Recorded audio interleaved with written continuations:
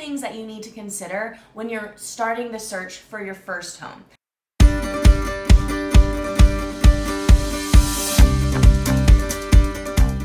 Everybody, and welcome back to my channel. My name is Jessica Dorsey and I am a real estate agent out in Windsor, Colorado. Today we're going to be talking about how much you actually need in order to buy your first home. First things first, the down payment.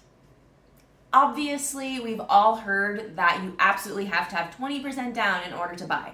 I think I've pretty much squashed that idea with this channel, but just in case you're new or haven't heard it before, you do not need 20% down to buy a house. Now we're seeing a lot of FHA buyers that are only paying 3.5%. There's a couple of conventional loan options that let you come in at 3%, and there's also options for 100% financing. So get it out of your brain that you need 20% down. You do not. That being said, most loans are made on a 15 or 30-year time frame.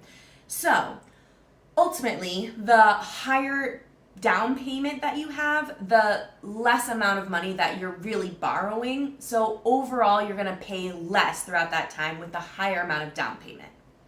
Typically also, the higher the down payment, the lower your interest rate can be. Interest rates are kind of the determination of how risky a lender sees you as being. So the higher the down payment, they're able to offer you a lower interest rate because you've already kind of proven that you're not going to be that high of a risk to them. If you can afford the full 20%, I would say do it. In that situation, you're not going to be paying private mortgage insurance, which is just an extra fee that really does not go towards paying down your loan at all. It really is just security for the banks and whoever holds your loan, that if you were to go into foreclosure, they will get some of that money back. So if you do have the 20%, go for it, put it down. But if you don't stress about it. There are other ways to get you into a home. Number 2 are closing costs. So this is in addition to your down payment. So let's just say that you're putting 3% down. You went the conventional loan route and went 3%. This is going to be an additional 3 to 5% of your purchase price. So keep that in mind, that those two things are separate. Right now, let's say it's 3% of closing costs and 3% down payment. You're at 6% of your purchase price in order to buy your house. In some markets, you can ask for seller concessions, which means the seller can pay for some of your closing costs. Right now, that is not a super successful tactic that's happening. Sellers just have too many other buyers that don't need that assistance that they can choose from. And ultimately, getting your offer accepted is really about the net that the seller is going to receive. So if you're asking for seller concessions, that takes away from their bottom line. Number 3, fees. These don't go towards paying down your loan at all, but they are a buyer expense. So number 1 is your inspection. Please, please, please, please, please, just get an inspection. It's $250 to $500 that you could spend that could ultimately save you thousands of dollars.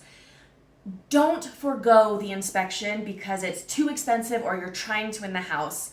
I've told this story before where we did an inspection on a home and found a huge crack in the foundation that would have cost my buyer $40,000. So he spent $250 to get that house inspected, and it saved him $40,000. So ultimately, in the grand scheme of things, that was nothing. So just budget that in now that you're gonna have to pay your inspection. Another fee that is a buyer expense and is required for getting a loan is the appraisal. They tend to run between $300 and $800. The bank absolutely requires this because they need to know what the home is valued at. And that appraisal will determine what your loan is ultimately produced at. So just keep those two things in mind, inspection and appraisal, and just put them down into your budget. I would budget $1,000 for both of them and just add that in there. You're gonna have to pay it. Number 4 is earnest money. Now, this does ultimately go towards your closing costs, so it doesn't necessarily need to be in addition unless you're using earnest money as a negotiation tactic, which I've talked about in previous videos. I'll link one here. But Earnest money typically is 1% of the purchase price out in Colorado. I've seen it in other states where it's $1,000. But in Colorado, we really do have a percent-based earnest money. It can be as high as 3% depending on the home's price. So if you're an average sales price person, 1% is plenty to be able to budget as your earnest money. And again, that goes towards your closing costs, so it's not in addition in this sense. If you are wanting to use it as a negotiation tactic, either by offering more or making that earnest money non-refundable, you're going to want to save a little bit more than 1%. Number 5 is homeowner's insurance. You have to have it. It's just like if you were buying a car, they're not going to let you drive the car off the lot unless you provided proof of your car insurance. That is the same with homeowner's insurance. Make sure you start this search early. I would suggest getting at least 3 different quotes. Talk to your auto person and see if they have a bundle that would save you some money. But starting this early will not cause any unneeded stress to happen because you absolutely cannot close on your house until you have home insurance in place. All right, everybody, so if you total all of those things up, that should give you what you really need in order to purchase your house. I do have an estimated home mortgage calculator if you're interested in getting that. It's no cost at all. Just shoot me an email and I'll send it over to you. But it does include a lot of those things that I talked about so that you can actually see what you need to be saving for in order to purchase your first home.